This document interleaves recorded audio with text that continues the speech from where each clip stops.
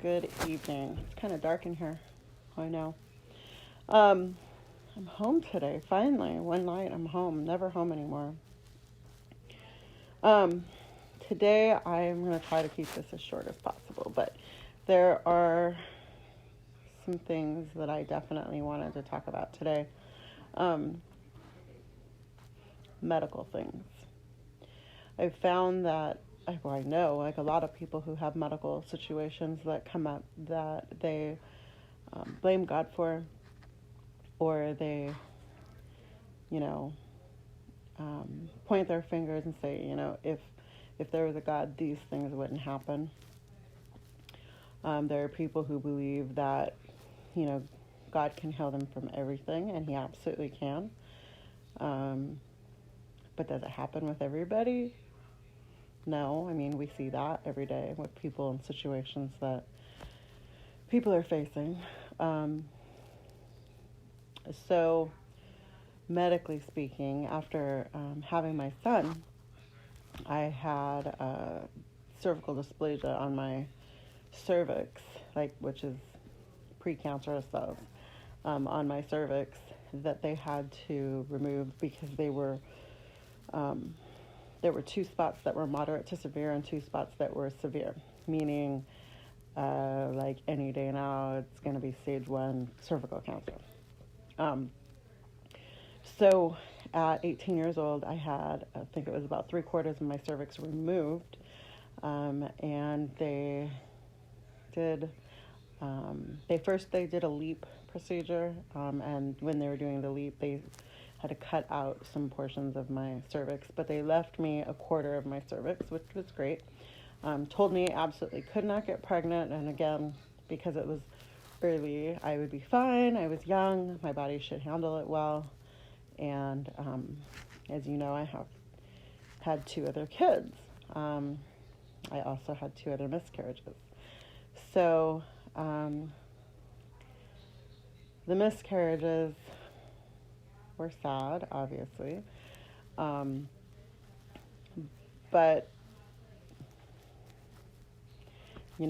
some can say that's not something that a loving God would want for a woman, is to lose her children or whatever the case may be. I mean, really, we don't know. I don't know the circumstances surrounding the 2 um, babies that I lost. But I do know that I was able to have 2 other full grown children who were healthy, and those pregnancies were relatively normal. The last one was a high risk pregnancy, but the first 2 were fine. And so, I mean, I have 3 kids. I don't have anything to complain about as far as that's concerned. I'm definitely blessed in that area. I don't feel like I was neglected or lacking anything, regarding children. But I do, around, I think when my middle daughter was around, she was probably about 2. She was having speech problems, and so I kept taking her to ENTs and to all these specialists and doctors to help her with her speech. And Jada was really struggling with her ability to gain language. So, we would talk, and she just was not speaking. And my son before her, was so advanced, and Jada just wasn't.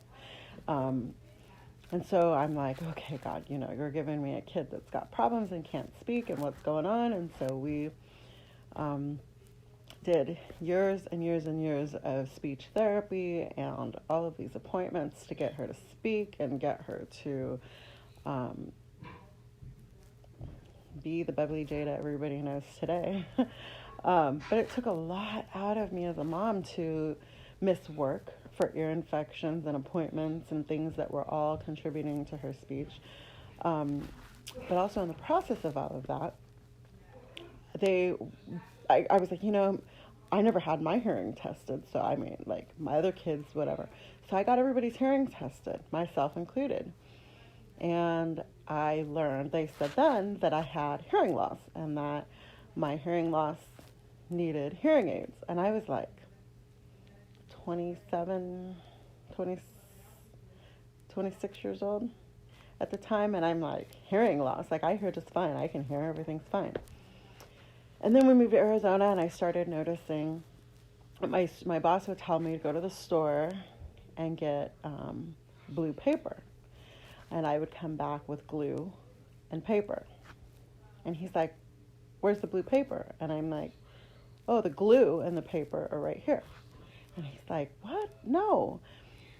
Or he would say simple words, and I couldn't comprehend what I don't know what the deal was, but I couldn't like match what he was saying. And we just had this huge communication issue, and I eventually quit the job because I was so frustrated all the time. Got another job, and that was fine, and I just, really struggled to comprehend and understand what people were saying. And I remember thinking, the hearing loss thing, though, never connected at that point. I don't know why I didn't connect it or why. I just thought that doctor was crazy. I thought my boss was crazy. I thought everybody was crazy but me. Fast forward a few years, I ended up taking a Spanish class in my first year of college. And, you have to have a language. And so I went in to take this Spanish class, and they're speaking all these things. And I was like, that's not what you said. I can read Spanish, like, really good. Okay. But, like, and I could understand, like, if you wrote the word or spelled the word, I was good. I could totally, this means that means this. I was on top of that. But when they would give a speech test and you had to write down what they said, I was messing up everything, and I was getting like horrible grades for all of those tests. So I'm like, I would go to the teacher, I don't understand. That's not what you said. You said this. And then she said, no, I said this. And I was like, okay, that sounds similar. And it clicked. Like, wait a minute. What she said and what this is they sound alike, but they're not the same, right? And I can see why I was totally messing that up. So I scheduled an appointment with my local ENT, and they tested me again and said, oh yeah, you are definitely losing your hearing, and you need hearing aids bad, like 5 years ago, like 10 years ago. They're like, you should have always had them, to be honest with you. They sent me in and did an MRI and a bunch of other things and found out that I've been like partially deaf my whole life. And I was 32 at the time when this came through. And at that point, I took it more seriously, because it was like, what? What do you mean? I've been deaf my whole life. Like, what are you talking about? And so then he said, well, I can hear it in your speech. When you talk, you kind of sound like you're from New York. And I'm like, I don't sound like I'm from New York. I'm from LA, I started thinking about it, though, and I have had people ask me, like, do you live on the East Coast? Are you from Boston? Because I parked the car or something. I don't know. I guess I just don't use my enunciate words. I don't know. So I remember thinking immediately, like, God, something's wrong with me. Like, there's this horrible thing that's wrong with me, and I'm losing my ability to hear, and this is like a major life function and something that everybody should know how to do, right? It's here. And as a single mom, super scary, because who's going to support my family if I can't? Who's going to do that? If I can't do it, who's going to do it for me? Nobody. And who hires deaf people? Nobody. So I'm like, okay, well, I need to find a job that I can do while I'm deaf. So I shifted my education a little bit from one major to another, because I sat down with the counselors and I was like, you just have to make this make sense to me, because I just don't understand what you're saying. And, she gave me a list of all these different jobs and things that the degree I was choosing could do. And she went through this whole process. And I remember just sitting there just crying, because I'm like, I can't do any of that if I'm losing my hearing. If I'm going deaf and I'm not going to be able to hear, then I need a job that I can support my family on, So there was all of that factor. Huge, very scary, very, very, very scary, not promising. It looks really gloomy, and it looks really dark, and it isn't something that I would wish on my worst enemy. But as time went on, I started to realize that as my hearing was continuing to decrease even further, so was my self-esteem, and so was my my list of friends. I was really isolating myself. I didn't allow people in. The network of people that I'm close to is very, very small. The circle of people that I connect with on a day-to-day basis is like maybe three people. Um, I really don't talk to a lot of people anymore. I really kind of bunkered down on my little close circle, and I really only communicate with those people. I don't share this type of stuff with hardly anybody because I'm afraid that if the wrong employer got this information in their hands, that I wouldn't be able to get a job, right? Um, who wants to hire the deaf girl? And obviously, I'm extremely highly functioning. Most people don't even know unless I've told you or you've called. I have a friend in LA who she would see me like in public and she would like, Teresa, and didn't hear nothing at all, walk right past her, no big deal, didn't think anything about it, acted like nothing. And in fact, I like when I worked for Sanmar, oh my God, I thought, okay, well, my hearing's not that bad, right? So I can do this. And I was working, and things would happen, and little things over the years. And I would just be like, it's got to be the phone. It's got to be the phone. The phone's really staticky. It's like the connection's bad. And I would just make up like all these excuses instead of saying, hey, you know what? I'm deaf. I don't know why I did that. I don't really know why. I mean, I was afraid of losing my job. I didn't know how I was going to support us if I told them. I applied for other jobs so I wouldn't have to be on the phone all the time, and they weren't giving me those jobs. And so I was so annoyed and frustrated to the point that there's no way I would ever work on the phones again because that was just insane trying to navigate my way through that every day. It was horrible. I didn't understand the customers didn't understand me. They would say something and I would come back with some off the wall comment and they're like, what? And I'm like, okay, I thought you said this. Oh, sorry. And I'm walking around looking like a dumb girl because I can't like hear. It's stupid and it's dumb and it's something that shouldn't be a situation. I shouldn't be discriminated against because of a lack of hearing when there are other ways that I can function in the workplace. So for those wondering why I'm moving back to LA, this is part of that reason, because in LA, I'm not saying that it's easier, but there's a larger network of deaf people in the deaf culture and the deaf community that it just opens doors in a lot different way than here in Washington. It's really hard when you can't hear and you can't, I'm not connected to anyone in the deaf community here. A couple people, but it's something that, and it's funny because the people I do know in deaf culture here in Washington, they know, but I don't know. It's just really an interesting thing. So anyways, I have become candidate for a cochlear implant. A couple years ago, my hearing has gotten so bad that it's 80% loss in one ear and like 74-ish in the other ear. I'm sure it's gone down more, and I'm sure I'm more deaf now than I was the last time I was checked.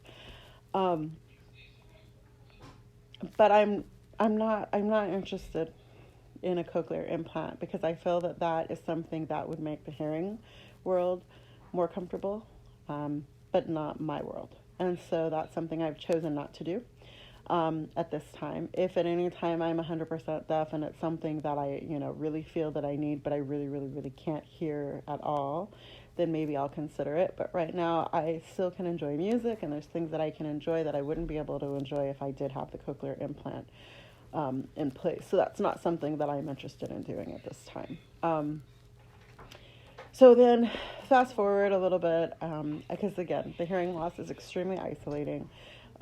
People don't understand it. You can say it a million times to people, this is my situation, but it doesn't mean that they're going to listen or that they're going to understand or be able to comprehend what you're sharing if they haven't experienced it themselves firsthand, right?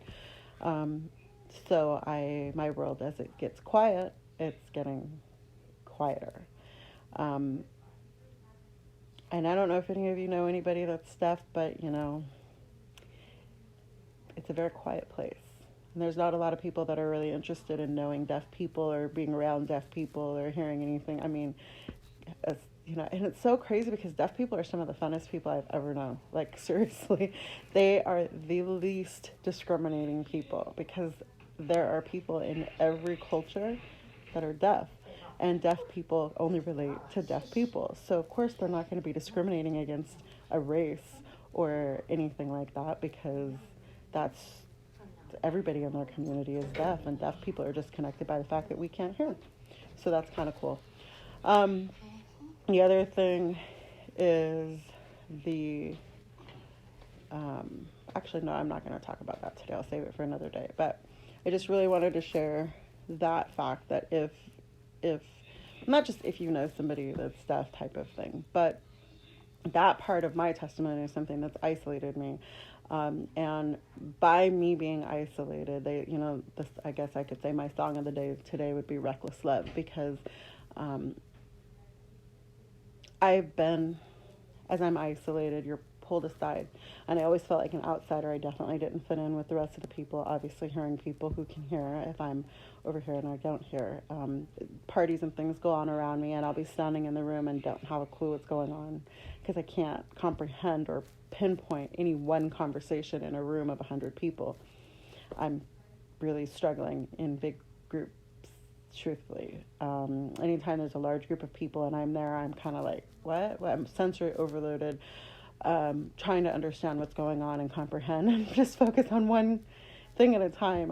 So if you know me and you see me kind of spinning, that's what I'm doing. I'm trying to or if my eyes are constantly moving and I'm like, what's going on? I'm on sensory overload, and I'm trying to rein that in.